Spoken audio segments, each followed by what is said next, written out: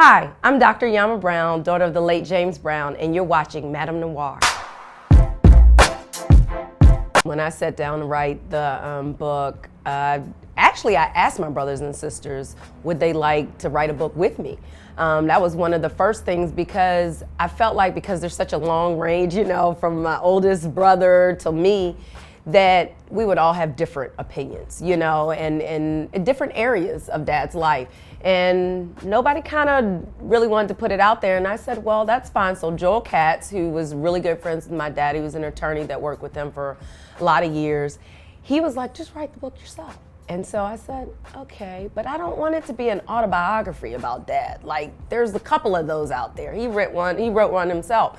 So I said, I'll just write it from my point of view and incorporate some of the things I've learned from him and some of the things I took. And I balanced portraying the good and the bad in the book, because it was just my truth and it was Dad's truth. He wasn't, he had his ups and downs just like anybody else. But I wanted to make sure I preserved his legacy. I didn't want people to get the wrong impression like I was bashing him or anything like that. Really, I just wanted people to understand what it was like growing up with somebody like him.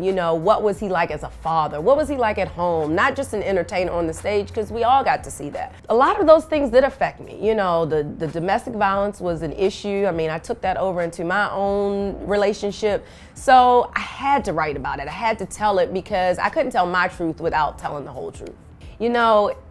Growing up like that, you tend to think that that's love. You don't know how to show love, how to receive it, or anything like that. So when you see your parents go through that, and then your mom stays there, you think that maybe this is a normal part of a relationship. People fight, people put their hands on one another, whatever the case may be. So when I got into my relationship, I was insecure with all of that. I'm the first one to say I was completely insecure with really who I was. Even though I had achieved so much, I had received my doctorate at 24 and all that, it was still a part of me that didn't know how to love, because I didn't have great examples, At that point, it was because of my kids. Because what? I grew up in a family that was broken by divorce, and so my thing was no divorces.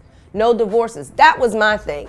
And it was like, so I'm gonna take it. And because I had seen a different side of him. And I think that it goes to show, a lot of these women say that, this man comes to you in a certain kind of way and he's wooing you and everything's great and whatever. It doesn't have to be money. It could just be time spent, whatever. So you long for that to come back. And then when all this ugly stuff shows its head, you're thinking, okay, maybe he's just going through a bad time. Maybe it's this. And you start making excuses and you just perpetuate the cycle. I love the movie. Chad and Tate came down to my dad's home in South Carolina, and they met with me, my sister, and my mom.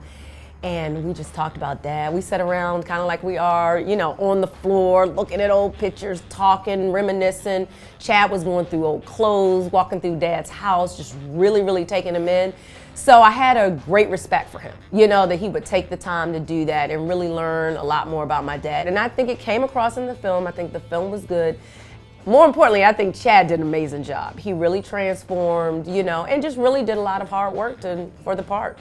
Family hasn't really come up and said anything negative, and I think because it's the truth and they know it, but as far as the book and the film, some of the family have had problems with the film and just felt like it wasn't accurate. The thing of it is that because I wrote that book way before the film came out and before the script was final and all that, the fact that the domestic violence, for one thing, came up, and then the drugs and things like that we had to deal with as a family came up. I think people embraced the book even more because they felt like it was, based on the truth. It wasn't something that was just out to bash my dad and tell all the bad things, but also enlighten about, some of the good things as well. He probably would feel like I'd let a lot of the cat out of the bag, but he would respect it because that's how he is. And then also too, I didn't say anything that he didn't already acknowledge. First thing I've done is teach them. I let my daughter read the book, which I was kind of unsure about whether or not I wanted her to read it because it talks so much about her dad, and she's such a daddy's girl. Well, she was. He was killed in 2008, so it was tragic, but I felt like she still needed to know my story and ask questions so I could tell her, the truth. But the real truth is that she saw times where he had hit me, and I didn't even know it. So when she read the book, she told me about those things. And she said, I had no idea, Mom. I had no idea. And so I think it was good because it was conversation, it was opening up, and it was a way for us to really talk about healthy relationships. And that was really my goal, you know, to be able to have a conversation, draw people in and say, yeah, you know, I'm talking about James Brown, but there's something more here. That's why I just wanted to make sure that they were comfortable. I talked to them about the book before I even wrote it, but, you know, when it finally came out, I talked to them more. And I've teamed up with breakthecycle.org, which is about teen dating violence, domestic violence, all of that, because I feel like if we start when they're young, you know, and they're 13, 14, 15, and just to say, oh yeah, him, hey, you know, pushing you or doing, that's not okay. It's not okay. And that's why I talked to my son who's in middle school.